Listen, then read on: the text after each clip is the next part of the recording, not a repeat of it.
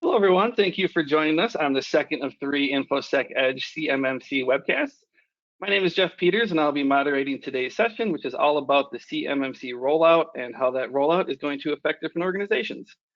I'm going to introduce our panel here in just a moment, but before we get started, I just want to share a few tips to make this a more interactive and engaging experience for everyone on the call today.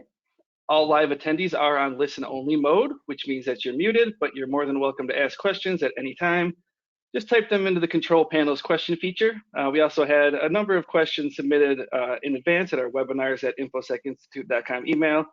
So we plan to spend about half the time today answering all your CMMC rollout questions. With that, let's introduce our 2 guests today. We have with us Leighton Johnson. He is the CTO of Information Security Forensics Management Team, which is a provider of cybersecurity and forensics consulting and certification training.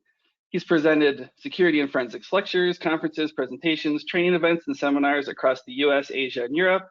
And he has over 40 years experience with his primary focus areas, including computer security, information operations and assurance, incident response and forensics investigations, testing systems using the software system development lifecycle, systems engineering and integration activities, database administration, and cyber defense. He is also a certified CMMC provisional assessor.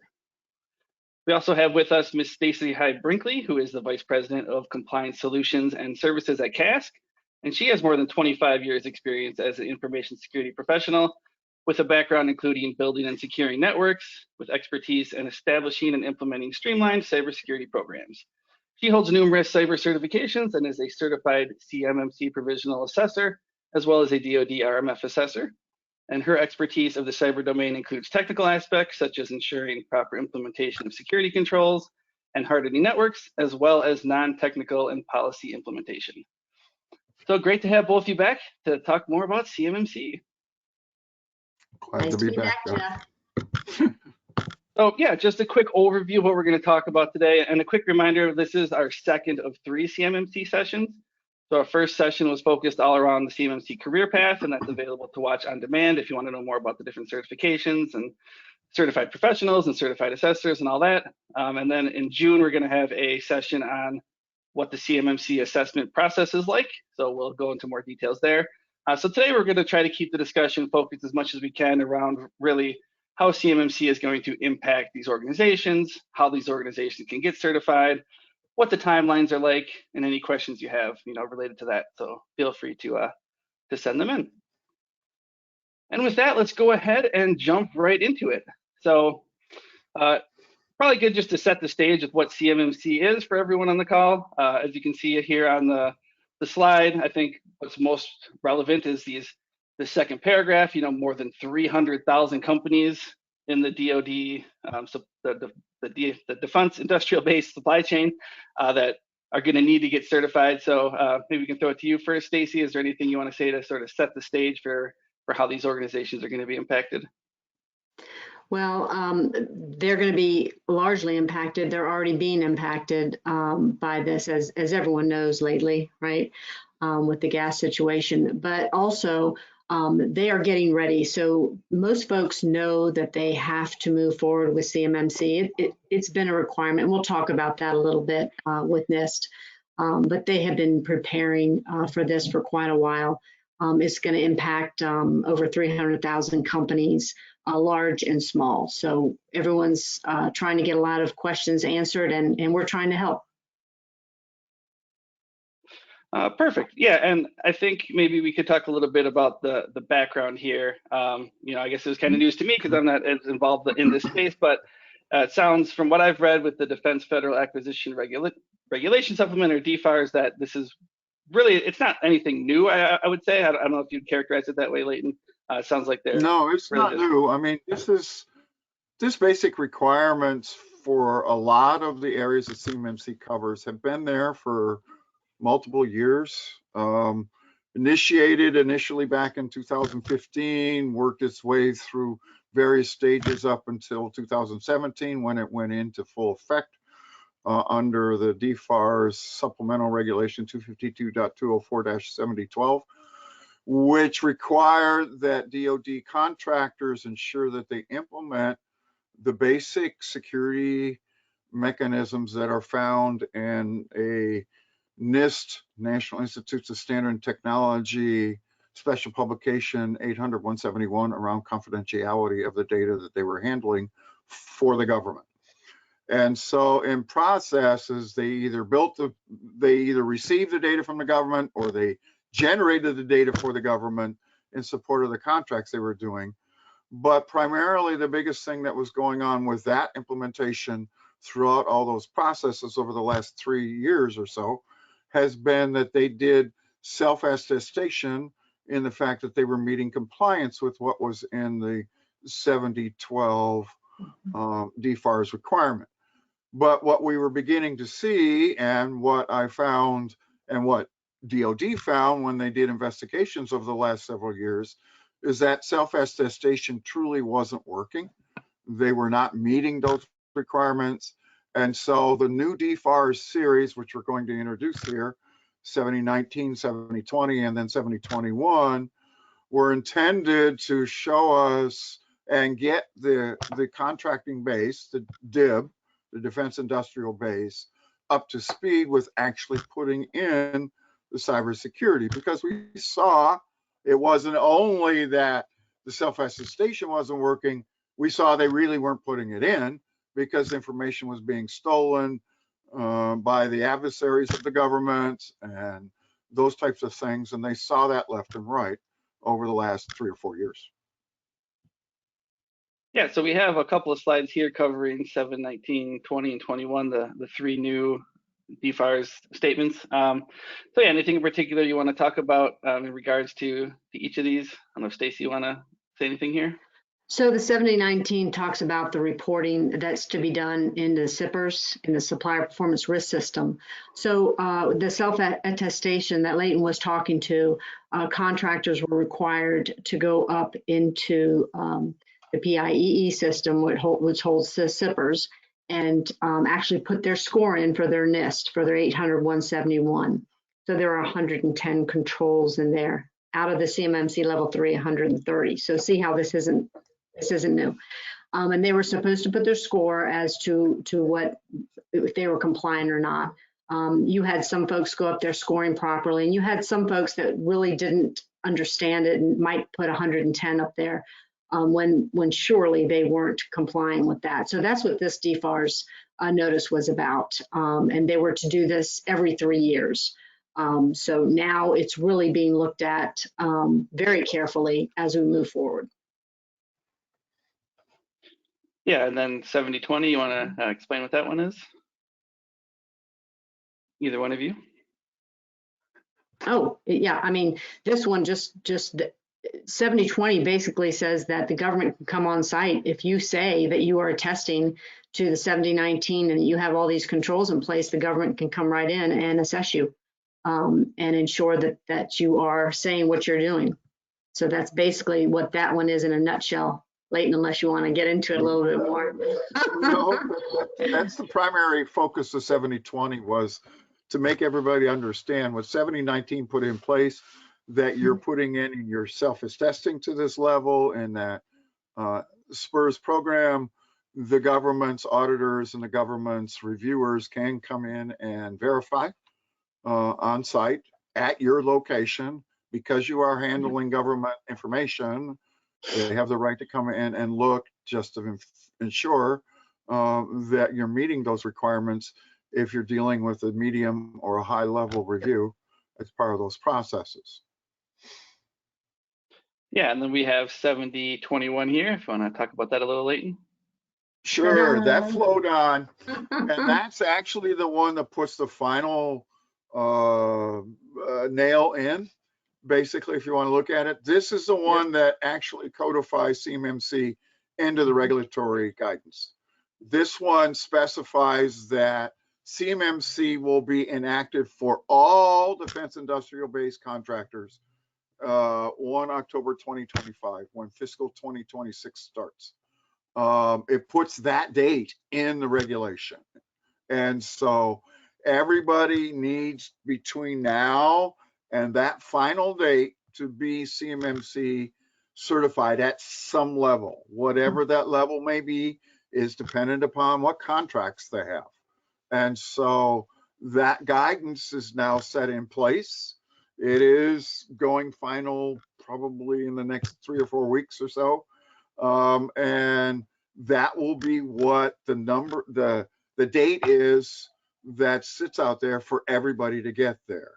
So they're given basically between now and that 1 October 2025 date, fiscal 2026, to be in that place where they are certified by the CMMC activities, third-party assessors at that particular level. Perfect. That leads us right into our next section. Now that we've got the sort of the background of CMMC out of the way, we can get a little bit more into the meat and potatoes of what the framework is and the different maturity levels and how people get certified, all that. So let's go ahead and take a deeper look here. I like this slide. Really helps me sort of envision, kind of from the bottom up how the framework works. We have 171 practices across these 5 levels and different processes, and those kind of roll up into different capabilities, and then those key capabilities under different domains. So yeah, is there anything you want to say, Stacy, just to kind of set the stage for like how this framework is built before we start getting into the details? Well, it's built leveraging off the NIST 800-171 and more, right, as you go up the chain. But you'll see in the next couple slides how it pans out a little bit.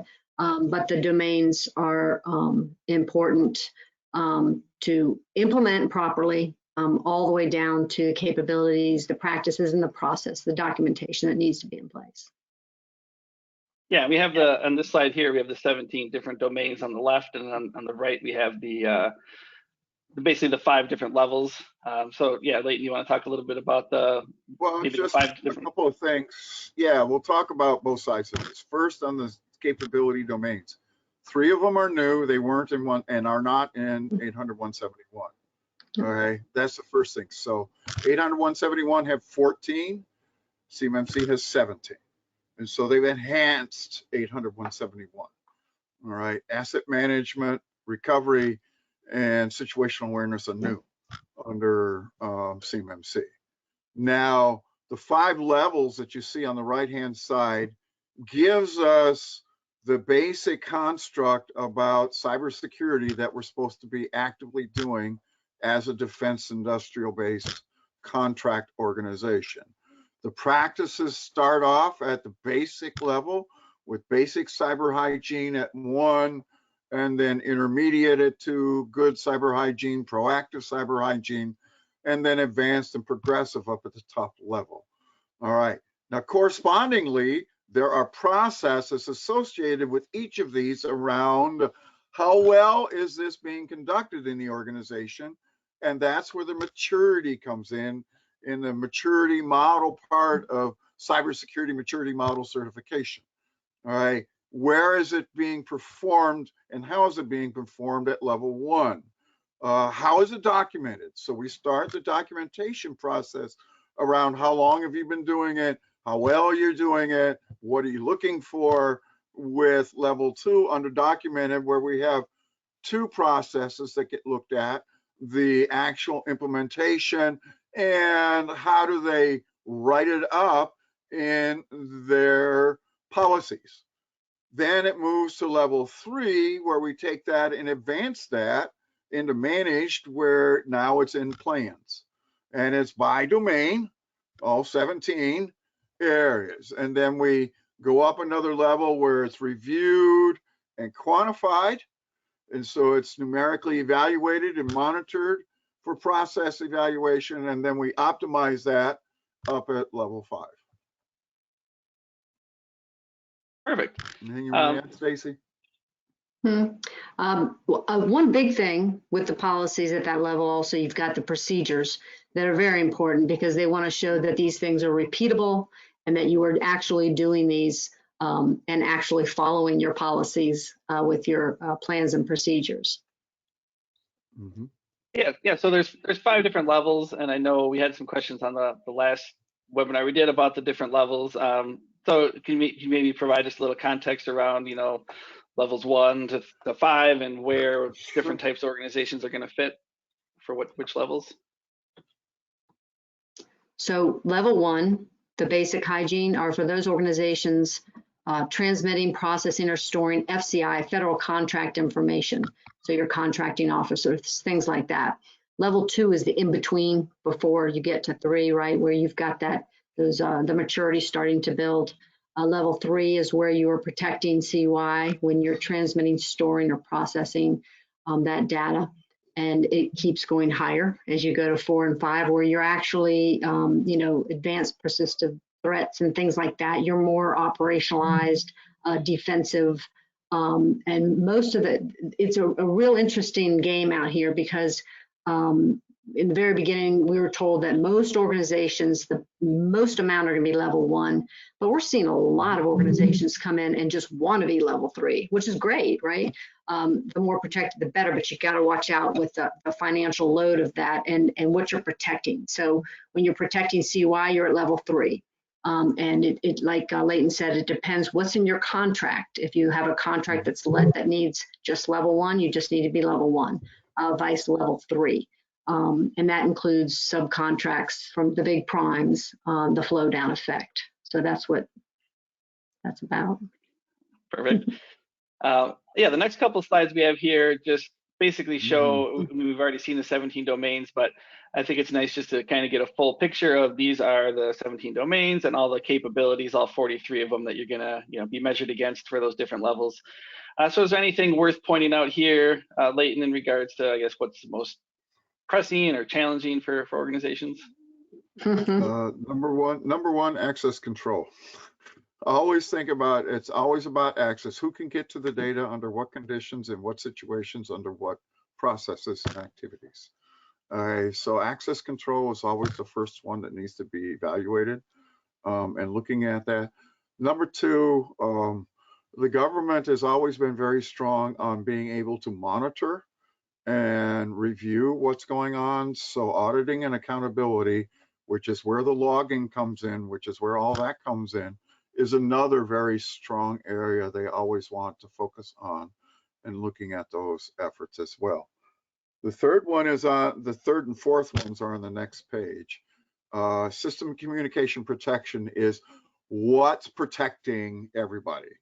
Okay, so that will be, where the classic devices, security devices like firewalls and those types of things are found. Also how the information is protected through varying tools like encryption, etc. is there. And then managing what the contents are, which is your integrity, system and information integrity area, is managing that. That's also where they also look at monitoring what's going on. That's where you do your patching. That's where your antivirus is. That's where all those components are in the operational side of everything is under SI. Yeah, I think it's also important to point out that the 5 maturity levels are like cumulative, so the stuff, I guess, stacks on top of each other. Oh, yeah. Yeah. So yeah, we can jump into the next slide here. So this one, we have in our ebook, which you should be able to download in the handout section, basically a breakdown of all the different practices for all 5 levels, but there's quite a few of them, 170 or 171 of them. So on this one, we just have outlined basically what's required for level 1 here. It's got the domains like access control, and then the capabilities, like for example, C004 is limit data access to authorized users and processes, and then underneath there we have the actual practices. So that's kind of the breakdown of, I guess, what it is that you have to do. Yeah, anything that you wanted to add to that, Stacy, about level 1? Yeah, I mean, level 1 is your basic cyber hygiene, right? The only thing I've always had an issue with this is about security awareness. I think that's a huge one, and I think that should have been included in level 1. But hopefully you're automatically doing that while you're doing all of your access controls and your things that are here. But this is the basic cyber hygiene. It is not easy if you haven't been implementing any of these controls, and it's not like you can say our user has a password anymore. As you know, probably from what came out from the White House, we're going to zero trust in cloud now. So a lot of these things are going to be given a little bit more oomph. So we're going to see how it pans out in the next few weeks, few months. But yeah, level one's your basic. So. Yeah, is there anything worth calling out with that executive order that was signed, I think, yesterday? Is that going to affect CMMC in any way, or anything? Is that related, or anything worth mentioning? I hope it'll streamline things a little bit more. I'm really hoping that the parties that are involved will be able to actually get the train moving a little bit faster, because obviously we've needed it for decades, right? And I'm hoping that people will jump on board. It's very specific if you read it, what DoD has to do, what the contractors have to do. But the overarching big thing that I took out of it was the move to cloud, of course. But then again, there's cloud security that's very important. It's not all up to the cloud provider. There are a lot of shared responsibilities and zero trust. And I had talked about that on another webinar. That might be down the road. Well, here's the road, and we're here. So that was a big one that came out from that. And we're still reviewing that for a lot of things, a lot of different implementations, security implementation things that we're actually going to be upgrading down the road for our company to ensure we are, probably higher than a level 3. I mean, it's going to really change things in the environment. Mm-hmm.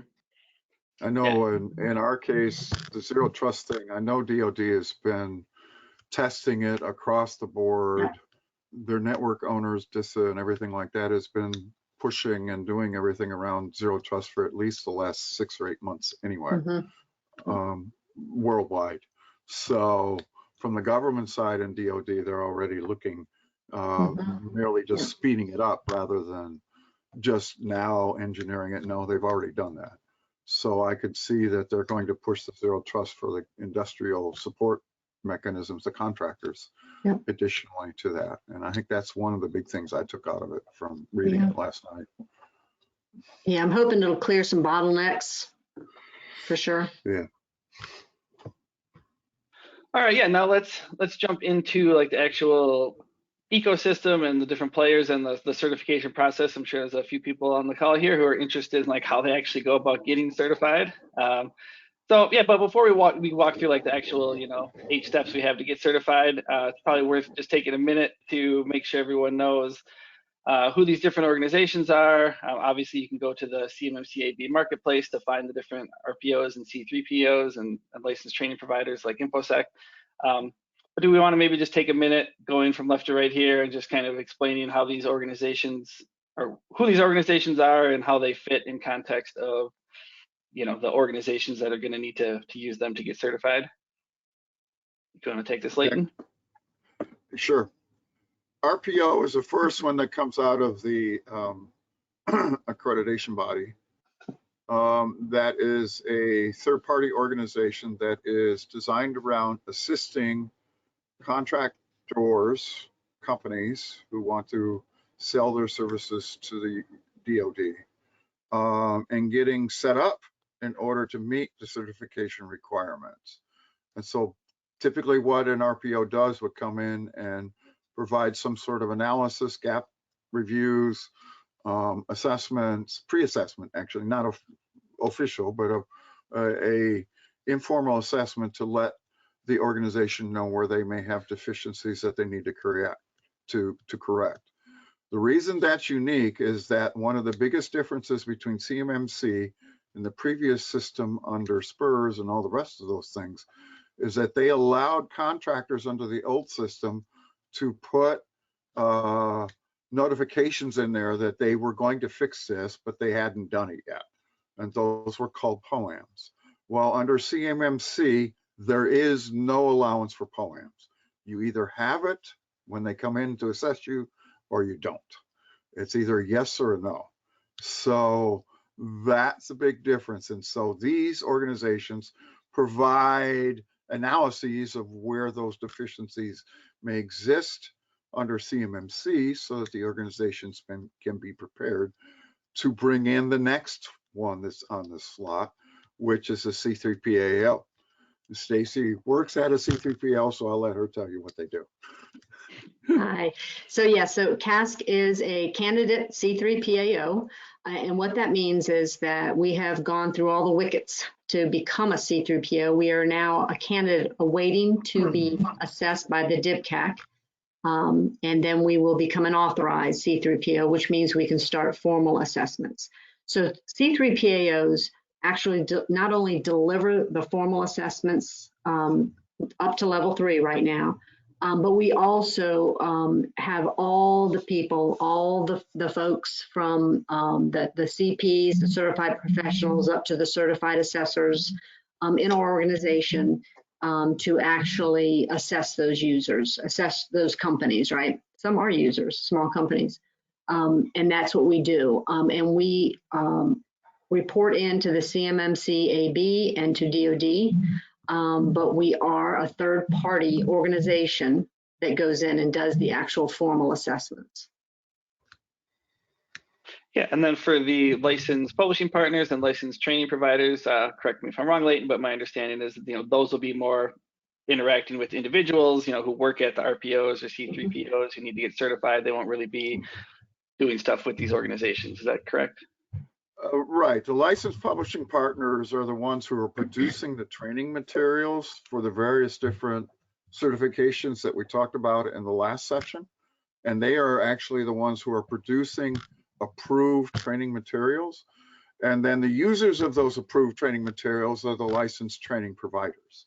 And those are the ones who are delivering the training for those who are interested in becoming certified assessors, certified professional first, then certified assessors at whatever level there may be, and eventually the certified instructors as well, who can train that material at the licensed training provider. Now, all of this is revolved around the one that you see in the middle on the right, which is the OSCs. Those are the contractors, the organization seeking certification. That is the Defense Industrial Base contract organizations. That's the 300,000 right there in that block right there. Those are all the ones who need to get it at whatever level, from level 1 through eventually level 5, that need to get it. Yeah, we have a few questions that came in based on some of the previous slides. I have a couple of questions about self-assessment and wanting to know if they need to follow NIST SP 800-171, or we had talked about the DFARS that said there was some self-assessment options there. So people just wondering like which level requires this third-party assessment versus self-assessment. Anything to add there? Okay, let's start first. Today, if you're on a current contract, you have to do the self-assessment SPRS activity. Okay, that guidance is based on 800-171, discretion of the security components that you need to implement in the 110 controls that are found in 800-171. So you get 110, you can get a score of 110, it's, that type of thing. Those are if you are currently doing it. If you're intending on bidding on a new contract or a recompete contract, the contract will tell you if you need to be at a CMMC level or not. The contract at this particular point is being controlled by the people who own CMMC, the acquisition office and DoD, as to which ones will have designated if they're CMMC pilot or not over the next months and couple of years as they go through this to spread it out. I mean, with 300,000 plus contractors and possibly potentially 25,000 contracts with both primes and subs under each one of them, this is an extremely large volume that has to be attended to over the next 3 or 4 years. So they're staging it. So if you have not officially been told on any contract that you're bidding on that it says it's CMMC relevant, then you stick with what it is right now, which is SPRS 800-171. Perfect. And one other question we had was just about knowing what level it is that you need to comply with. So is that all going to be in the contract, or would you generally know the answer to that ahead of the contracts you're bidding on? Yeah, so it's gonna be in your contract. Chances are you will probably know if unless it's a brand new contract. But if you've got a contract that's renewed or you're going after another contract, that DFARS requirement should be in the contract language. So, and that's what's real important about security awareness that I talked about earlier, is that you want everyone involved in that process, because your contracting officers are going to need to watch out for these carefully so they can get the company prepared and alert those people in your compliance organizations and your security organizations so they can be ready to go. Oh yeah, two more quick questions before we move on to how to get certified. We have Adam's asking, are there any C3PAOs that are authorized to assess and certify today? No, there are not yet. There is one company that they are going through right now, and there are a few others that are going through in the next few weeks. We start next week, CASK does, and I think probably by the end of June, I think there might be maybe five to eight that are in the process, but it's quite a process.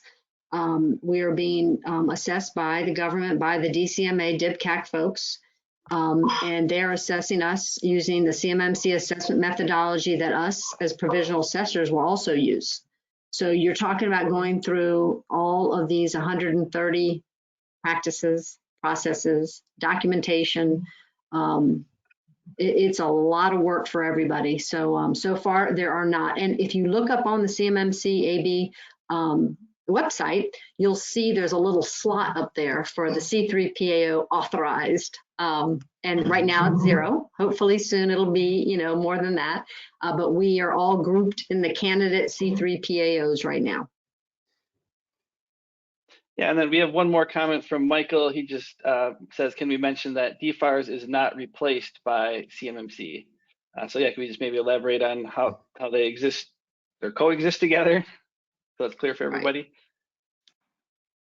Anything worth adding there about how they, I guess my understanding is CMMC is kind of outlined within DFARS based on the, the ones that the slides we mentioned earlier. Is that kind of accurate? DFARS is the larger piece? Well, DFARS is the regulatory support mechanism for CMMC.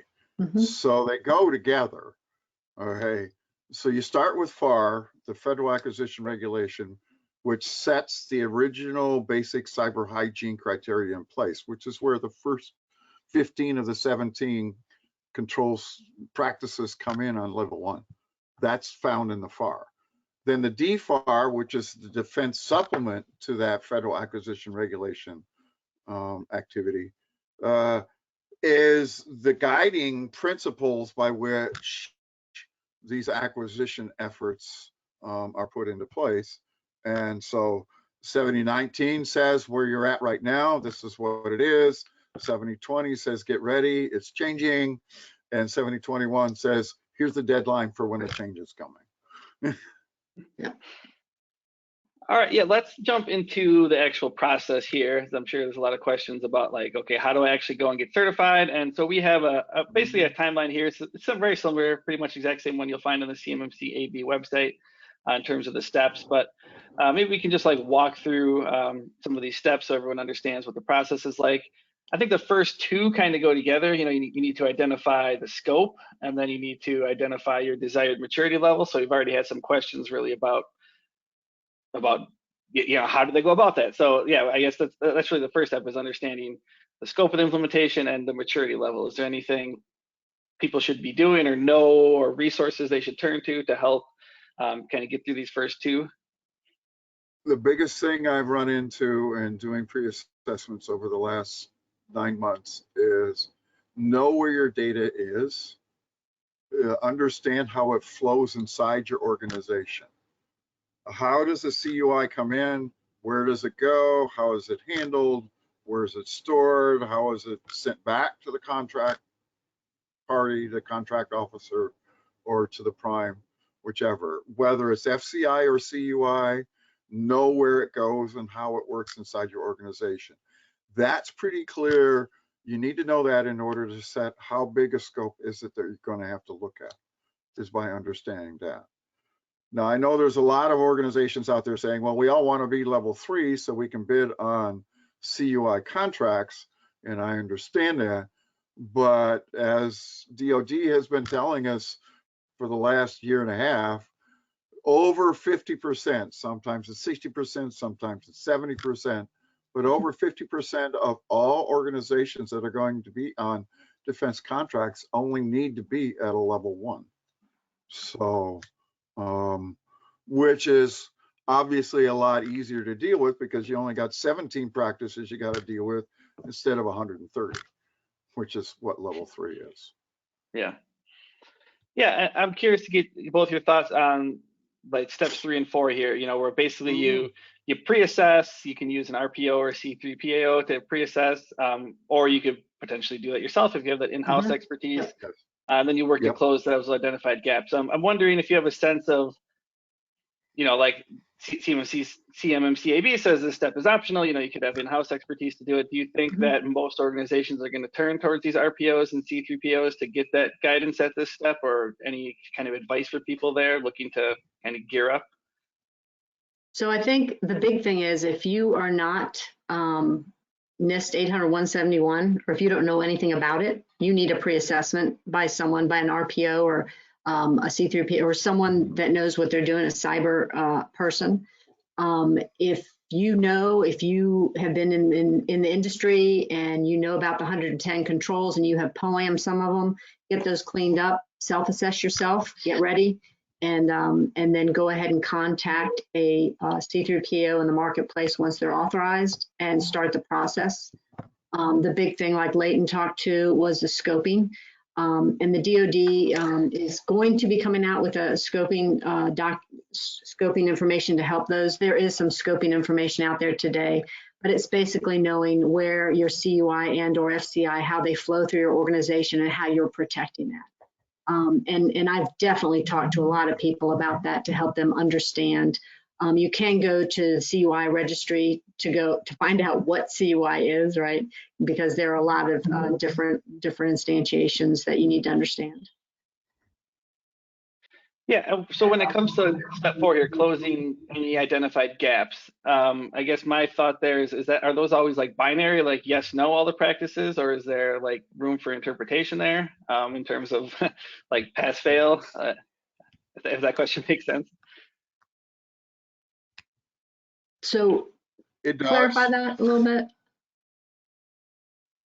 Yeah, so like obviously you want to, you know, you can close any gaps. Like is there, I guess, you know, I guess I don't know the practice off the top of my head, but you know, if there's a certain practice that says you're supposed to, you know, do some sort of access control, is that always, obviously there's large organizations and lots of things going on. So I'm wondering if it's, you know, if you have 1,000 things related to that and you're doing 950 of them or whatever, you know, like if there's some kind of scale, or if it's always just like, yes, you've achieved this, or no, you haven't, or right. So you've almost achieved it, but there's some room there you need to do. I'll give you an example of what I think. For instance, in access control, a lot of people are like, hey, I'm the admin of the system and I have an admin password and I changed the name of the admin and I do all the functions. And then I'm like, okay, and what about your own user account? Oh, well, I'm an admin. I have my admin account I use for everything. Well, no, you're supposed to have a separate account for security functions as an admin and a user account for non-security functions, so that they're supposed to have least privilege. You have other people that do things, you have backups, so that you don't have your single point of failures, your single point of hacking. Your access control is huge. So if people say, yep, users have passwords, check, here's my user list, that's just that they're documented. You have to get into the nitty gritty of the access controls. And if you go through those, specifically, if you download the ML1 or ML3 guide from the acquisition website, you can get to it through the CMMC website. They will give you examples, and they will give you, if you're an admin, do this. So it's very, very good documentation to help you get through those, because right off the bat, you're going to think it's, you know, just access control, getting on a computer. But it's a little more complicated than that. Now, I think that's where some people have to close the gaps in those areas. And number 2, the other big thing to remember is when the C3PAO comes in to do the assessment, okay, they're going to assess it. Is the practice being met, or is the practice not being met? period. Yeah. It doesn't matter about stages. Is the practice full and as it's defined being met or not being met? And that's step 5 in understanding what's going on. Once they come back with their assessment report, which is step 6, if they found anything that is minor or potentially very quickly fixed, they will give you that and then come back and do a assessment of what the fixes were within 90 days. If it's major, no, you're not going to get it.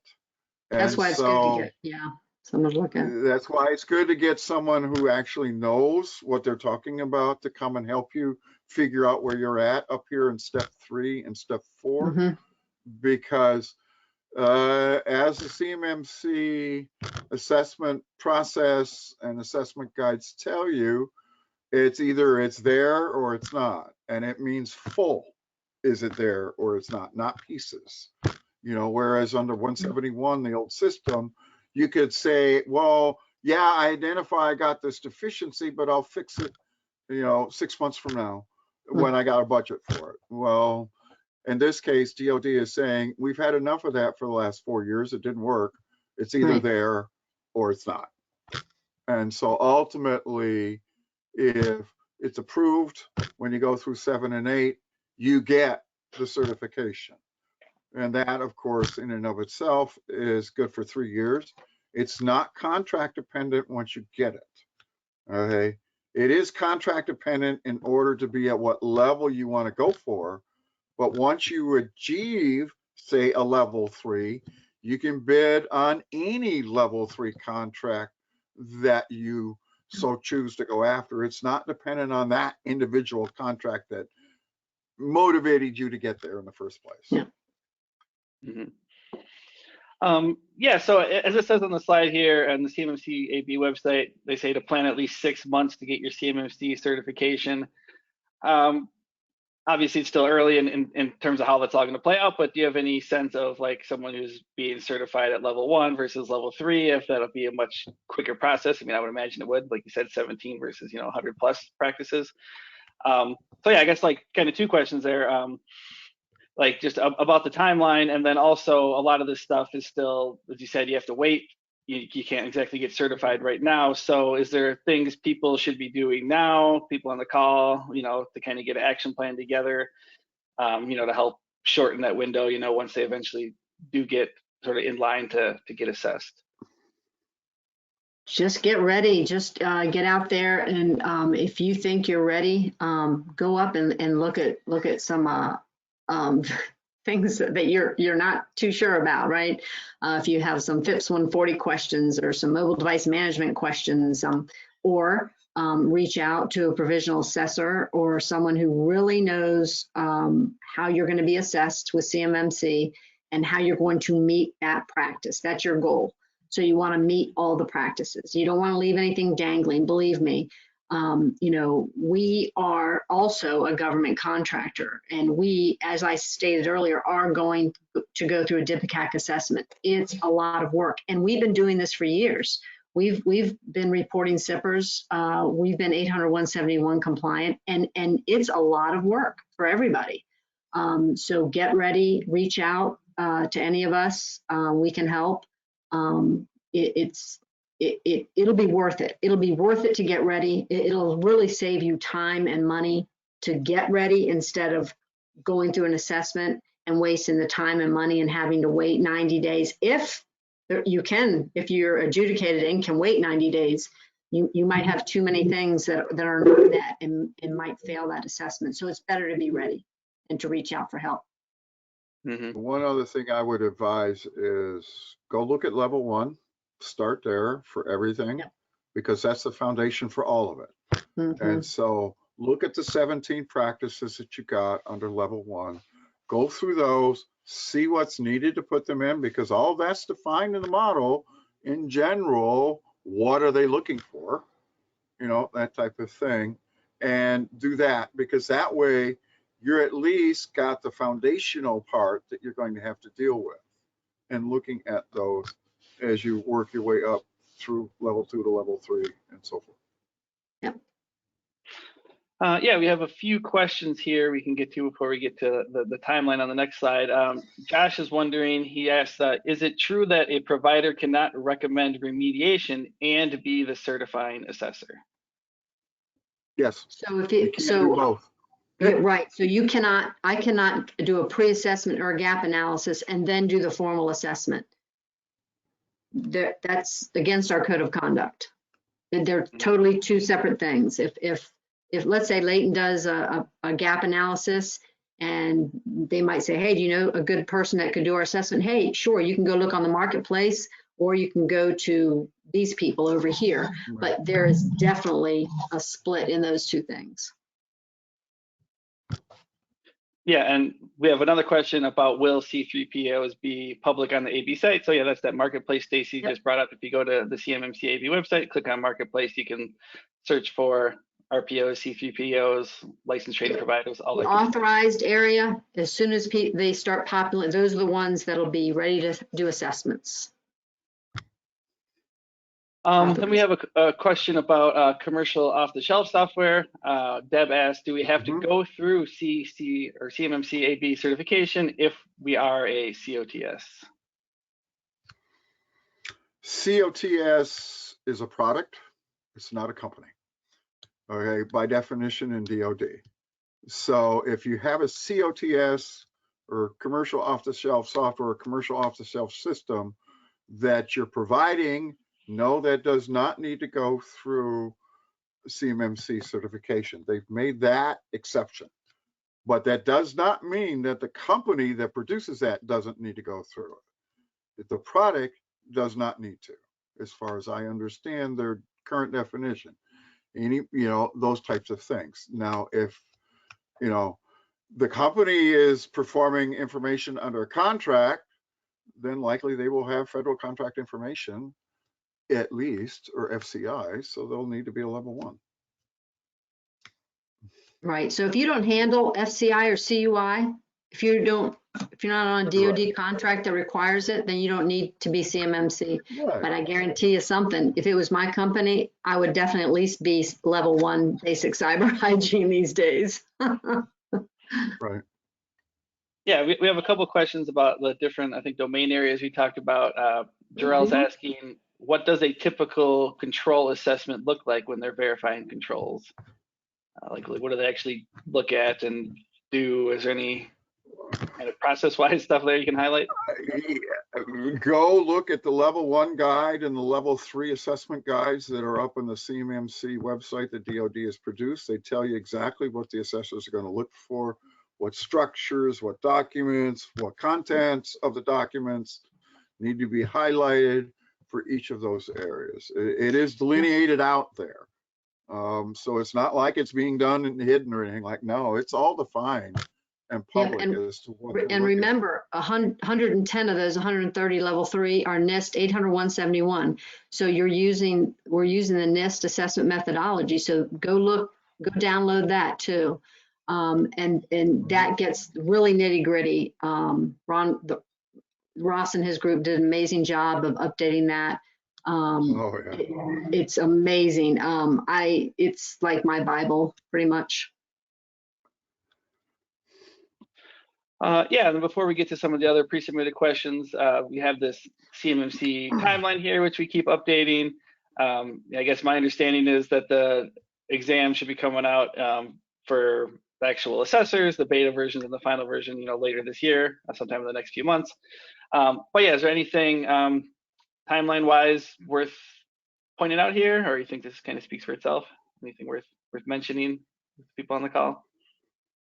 Well, I can tell you the April timeline one for CMMC instructors process has happened. They started that called provisional assessors right now. We're in class number 2, class number 3 right now for the CMMC instructors, for the people who are going to be teaching this at the LTPs.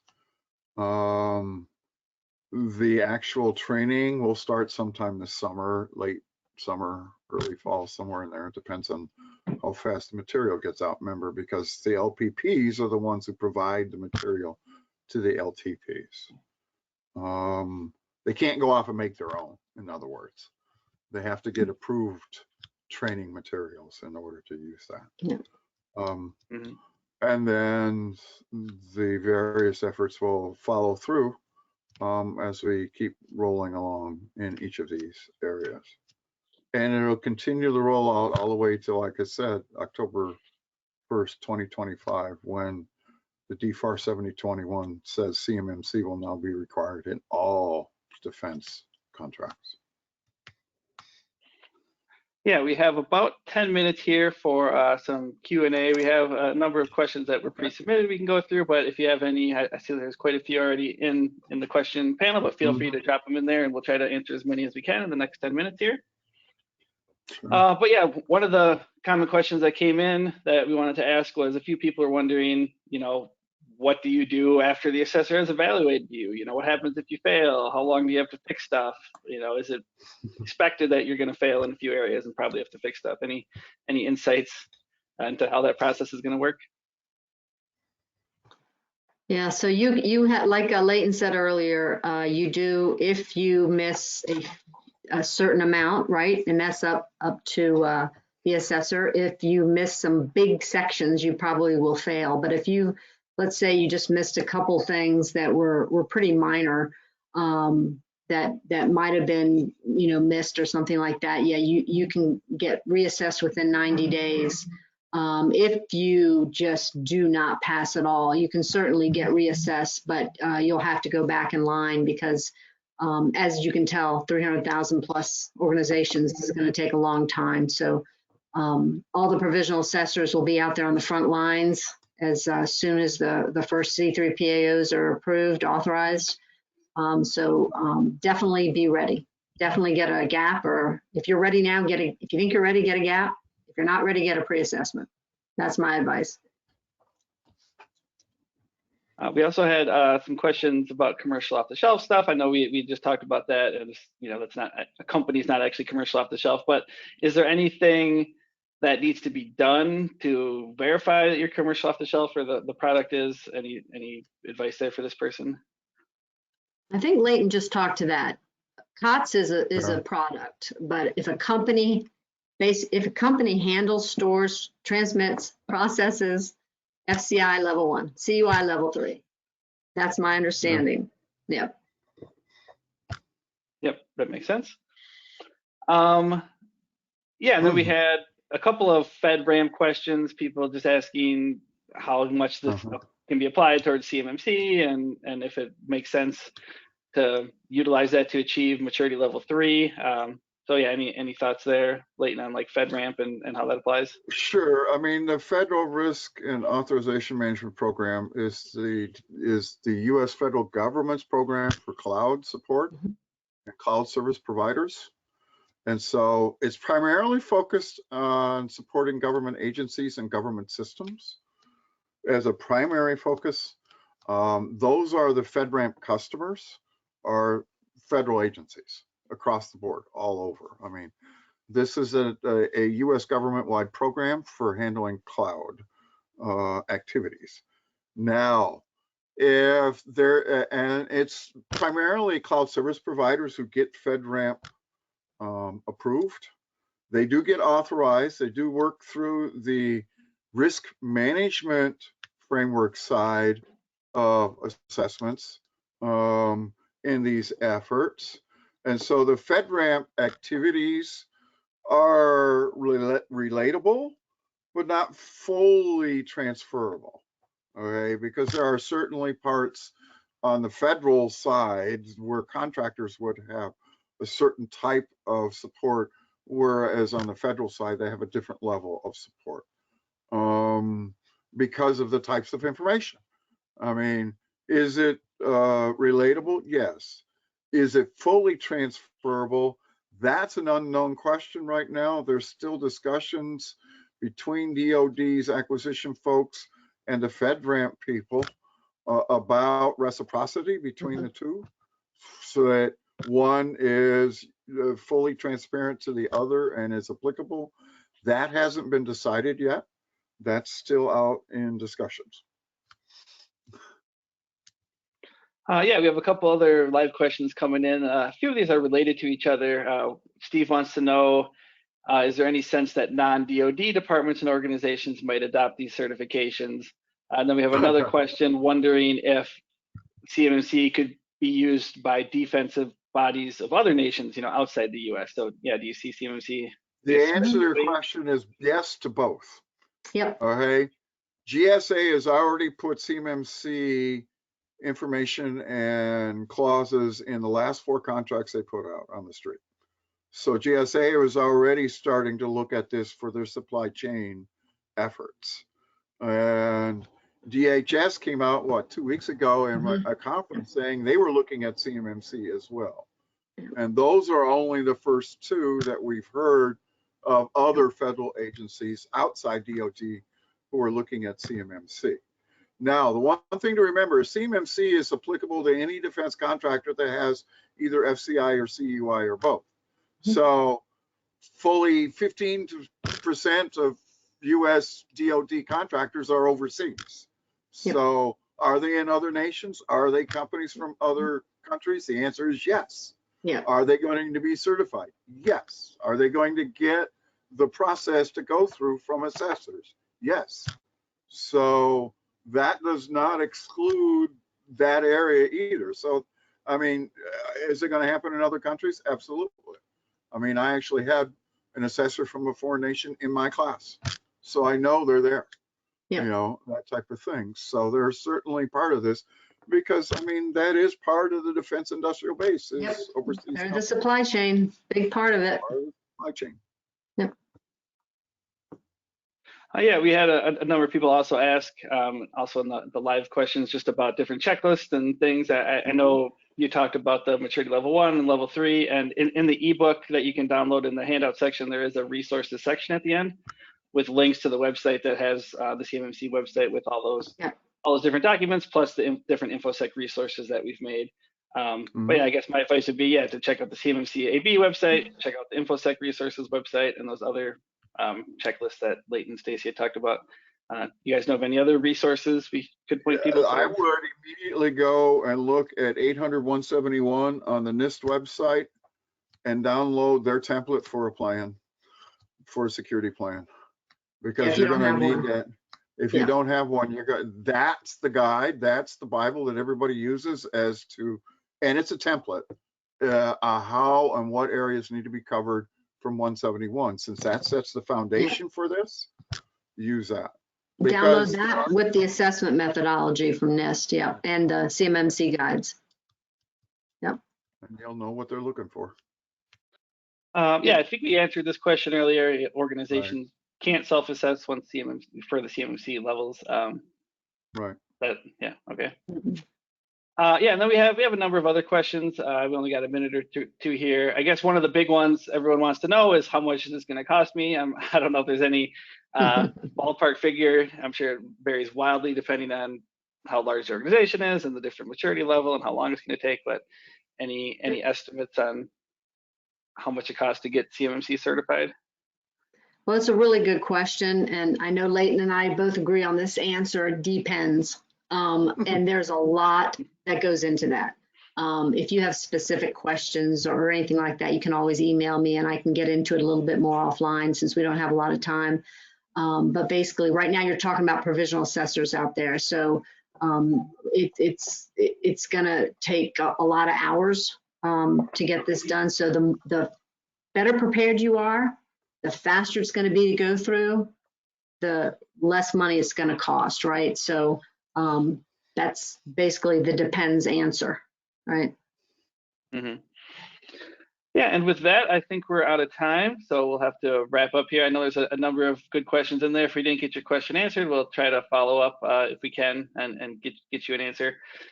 Just a reminder, this is a whole webinar series that we're having. So we did our first CMMC career path. I think Camille dropped the link to that in the chat. So you can go ahead and check that out if you have any questions about how to get certified and the different certifications there. And then June 16th, we're going to be having our third session, which is going to go a little bit more into what the CMMC assessments are like. And hopefully we'll have some more answers to provide then. But yeah, I encourage you to check those out. Or like I said, if you're looking for resources, go to infosecinstitute.com/CMMC, and we have links to the ebook, to the webinars, all sorts of stuff there that you can check out. But with that, as we wrap up, I want to thank everyone for joining. When the webcast ends in just a moment, a short survey will appear. We'd appreciate if you take a minute to complete this, because that gives us feedback and ideas for creating future webcasts that hopefully everybody will enjoy. On the last note, all live attendees today will automatically receive a certificate of attendance in their inbox. Special thanks to Leighton and Stacy for the great discussion today, and we hope I'll see you again in June. Have a great day, everyone. Bye-bye. Bye.